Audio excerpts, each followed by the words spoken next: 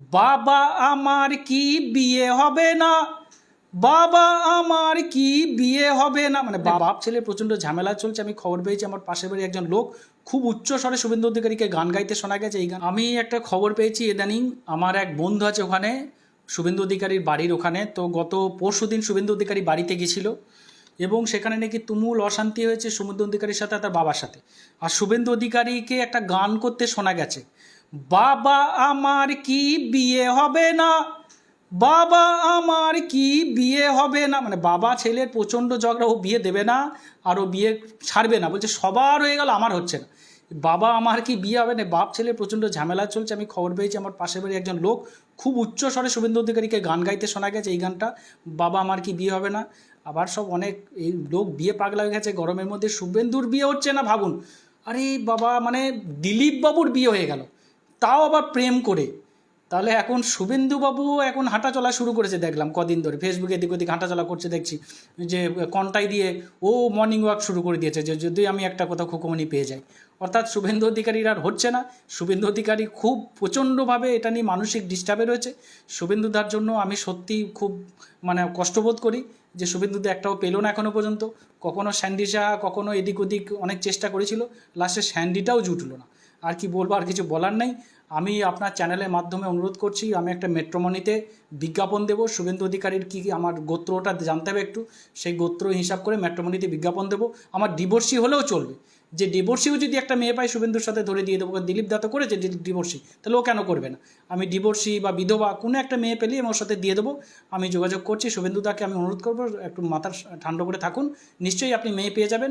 খুব শীঘ্রই আপনারও শুভ বিবাহ উদযাপন আমরা করব। দেখুন, একটা কথা আছে আমাদের বাড়িতে যারা ছোট থাকে, ধরুন আমাদের ছেলেরা ভাইরা যখন বাবা মায়ের অবাধ্য হয়ে যায়, কথা শোনে না, তখন কি করে জানো তো, তখন একটা ধরে বিয়ে দিয়ে দেয়। বিয়ে দিলে কি হয় না, ছেলেটা বাধ্য হয়ে যায়। দেখুন এই দিলীপ ঘোষ অবাধ্য ছেলে, এতদিন কাটারি নিয়ে ঘুরছিল, লাঠি নিয়ে ঘুরছিল, বন্দুক নিয়ে ঘুরছিল, বিয়ের পরে বেটা গোলাপ ফুল নিয়ে ঘুরছে।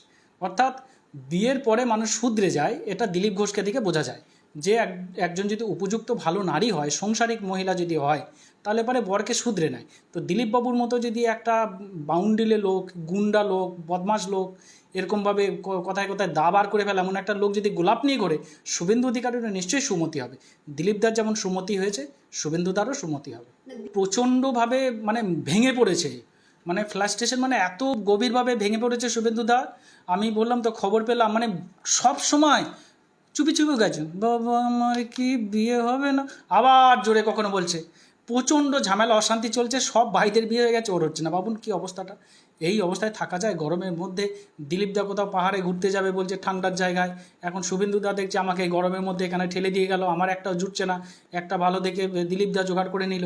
এখন শুভেন্দুদা চেষ্টা করছে পার্টি ছেড়ে, এখন পার্টির কর্মসূচিও কমিয়ে দিয়েছে, দেখছেন সামাজিক সংগঠন করছে, কারণ ওকে এবার পার্টির লোক বলে, বিজেপির লোক বলে মেয়েরা, কোনো বাবা মেয়ে দিতে চাইছে না।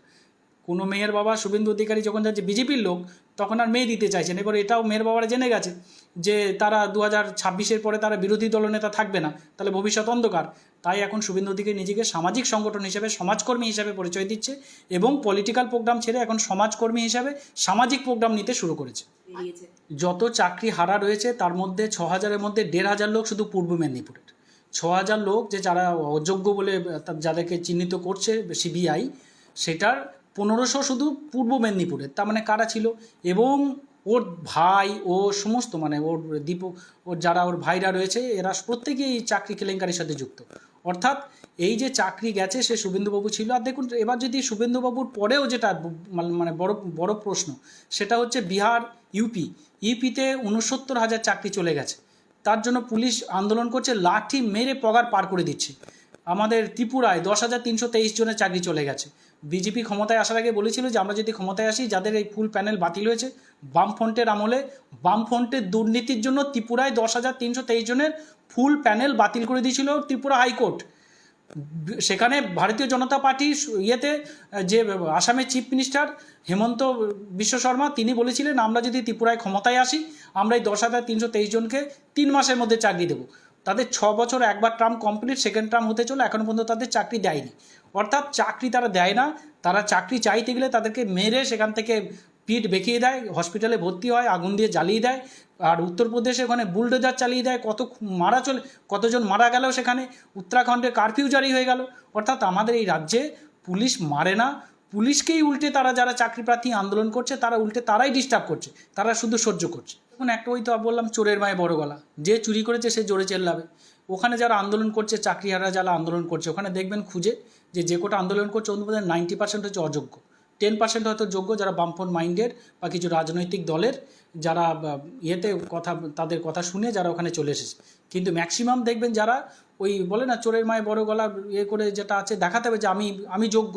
তাহলে এখন যেহেতু যোগ্য অযোগ্য আলাদা হয়নি, তাই যারা অযোগ্য তাদেরকে ওখানে গিয়ে ধর্ণা দিয়ে দেখাতে হচ্ছে যে আমরা যোগ্য, নাহলে তো বাড়িতে মুখ দেখাতে পারবে না, শুভেন্দু অধিকারীর নাম বলতে হবে। অর্থাৎ শুভেন্দু অধিকারী ভালো মতো জানে যে সে করাপশনের সাথে যুক্ত, তার ভাই করাপশনের সাথে যুক্ত। চাকরি কেলেঙ্কারি যদি হয়ে থাকে সেটা পূর্ব মেদিনীপুর থেকেই হয়েছে, অন্য কোথাও হয়নি। আর যে কটা অযোগ্য তারা চাকরি যেটা হবে সেটা শাস্তি হবে প্রমাণিত হলে। আর যারা যোগ্য তাদের জন্যই রাজ্য সরকার রয়েছে, যা যা করার ইতিমধ্যে ডিসেম্বর পর্যন্ত সুপ্রিম কোর্টের রায় আছে, তারা সেইভাবেই চাকরি করবে এবং প্রত্যেকে স্যালারি পাবে। ডিসেম্বরের মধ্যে আবার এটাকে রিভিউ পিটিশন দাখিল করবে, প্রত্যেকে চাকরি আবার যেমন ছিল সেইভাবে ফেরত পাবে। যোগ্যদের কোনো টেনশনের ব্যাপার নেই। রাজনৈতিক নেতা যারা রয়েছে, যাদের লোকজন নেই, তারা এদেরকে রাজনৈতিক ফায়দার জন্য ব্যবহার করছে এবং ধর্ণা দেওয়াতে এবং বিভিন্নভাবে আন্দোলন করতে তারা এই ধরনের উস্কানিমূলক বক্তব্য দিচ্ছে। এই চাকরিহারাদের মাঝখানে দেখা গেল গতকাল রাত থেকেই সেই আরজি করের জুনিয়র ডাক্তাররা উপস্থিত, জল খাবার দিচ্ছেন। জুনিয়র ডাক্তারদের প্রচুর মাল তুলেছে, সে মাল আছে সেখানে, কিছু জল খাবার তারা বিক্রি করবে। কারণ জুনিয়র ডাক্তারদের উদ্দেশ্য ছিল রাজনৈতিক উদ্দেশ্য, সেটা প্রমাণিত হয়েছে। তারা যে ঢপের চপ দিয়ে তারা রিপোর্ট দিয়েছে যে আমাদের এটা হলো রিপোর্ট, ওই কী বলে ওটা, যে কোথায় কোথায় খরচা হয়েছে তারা একটা রিপোর্ট দিয়েছে। রিপোর্টে প্রচুর গরমিল রয়েছে। নাম্বার 1 গরমিল হচ্ছে তারা বলছে আমাদের স্টেজ পারপাস এত খরচা, তারা বলছে খাবার পারপাস এত খরচা। আবার স্টেজ পারপাস আলাদা খরচা বলার পরে আবার দেখাচ্ছে যে স্বাস্থ্য ভবনের সামনে আন্দোলনে এত খরচা, ধর্মতলায় আন্দোলনের সামনে এত খরচা। তাহলে স্টেজগুলোর জন্য তো আলাদা করা হয়েছে, তাহলে আবার আন্দোলনের জন্য আবার কিসের খরচা, এটাই বুঝে উঠতে পারছি না। অর্থাৎ তারা একটা কুমির ছানাকে 10 বার দেখিয়ে, একটা টাকাকে 10 বার ঘুরিয়ে 10টা অ্যাঙ্গেল দিয়ে দেখিয়ে তারা সেটাকে ওই ব্যালেন্স শিট একটা শো করেছে, সম্পূর্ণ ফেক এবং জালিয়াতি হয়েছে। মানুষের সাথে জোট চুরি হয়েছে, সেই জোট চুরির টাকা এখন আছে সিপিএমের হয়ে, তারা সেই টাকাটা বাজারে খরচা করছে। আগামী 26-এর ইলেকশনে ওই টাকাটা এইভাবে ক্যাম্পেনিংয়ে কাজে লাগাবে। চাকরিহারাদের পাশে থেকে আবার জলঘোলা করার চেষ্টা করছে ডাক্তাররা। এই ডাক্তাররা তো দেখুন এরা সিপিএমের মুখ। এই ডাক্তার যারা সংগঠন চালিয়েছে, কারোর হচ্ছে অতি বাম মাওবাদী বিভিন্ন নেতা নেত্রীর এর সাথে যুক্ত, তো তারা তো সিপিএমের মাল, তারা সিপিএমের মাকুনি রয়েছে, তারা ভালো স্লোগানবাজ করে, এখানে এসে সেই একই জিনিস করছে। এদের তো উদ্দেশ্য তো শুধু ডিস্টার্ব করা, উদ্দেশ্য তো বিচার পাওয়া, উদ্দেশ্য তো চাকরি দেওয়া নয়। এখানে যদি চাকরি কেউ খেয়েছে, বিজেপির এমপি খেয়েছে, প্রাক্তন বিচারপতি বিজেপির বর্তমান এমপি। যদি কেউ চাকরি খেয়েছে, সিপিএমের এমপি খেয়েছে, যে সিপিএমের আইনজীবী, যে হলো বিকাশ আর হলো অভিজিৎ, এই দুটো মাল মিলে বিজেপি সিপিএম মিলে এদের চাকরি খেয়েছে। আর তো কেউ চাকরি খায়নি, রাজ্য সরকার চাকরি দিয়েছে এবং চাকরি আজও দিতে চায়, তাই তারা সুপ্রিম কোর্টে গেছে, বড় বড় লয়ারকে ধরে তারা করছে যেভাবে ছেলেগুলো যাতে বেকার না হয়ে যায়, তাদের যাতে চাকরি থাকে। আর এরা তো সেই বেইমানি করেই যাচ্ছে। বেইমান মির্জাফরের বিষ, একটা সমাজের বিষ, একটা কলঙ্কিত দল সিপিএম। সেই সিপিএম দলটা যতক্ষণ না পর্যন্ত এদের নিশ্চিহ্ন করা যাবে এই সমাজ থেকে, ততদিন পর্যন্ত মানুষের ক্ষতি করবে এরা বিষাক্ত party of India CPM party. বিকাশের বাড়িতে আর এই অভিজিতের বাড়ি থেকে পাশেই রয়েছে। আমি সমস্ত আন্দোলনকারীদের বলবো, আপনারা এসএসসি ভবনে যেমন আন্দোলন করছেন, কিছু লোক 50% লোক ওই বিকাশের বাড়িতে, আর 50% লোক হলো আপনার অভিজিতের বাড়ি থেকে একটু আন্দোলন করুন। এই দুটো মালই তো আপনাদের সর্বনাশ করেছে, তো এই মাল দুটোর বাড়ি থেকে একটু ধারণা হোক।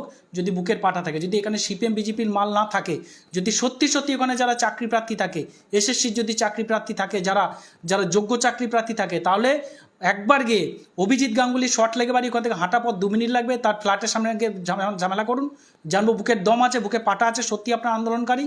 বিকাশ ভট্টাচার্য বাড়ির সামনে গিয়ে আন্দোলন করুন, জানবো যে আপনার নিরপেক্ষ কোনো রাজনৈতিক দলের নয়। আর যদি না যান, তাহলে মানুষ এটা জানবে যে আপনারা ওই সিপিএম বিজেপির কথায় উস্কানিতে আপনারা এখানে আন্দোলন করছেন।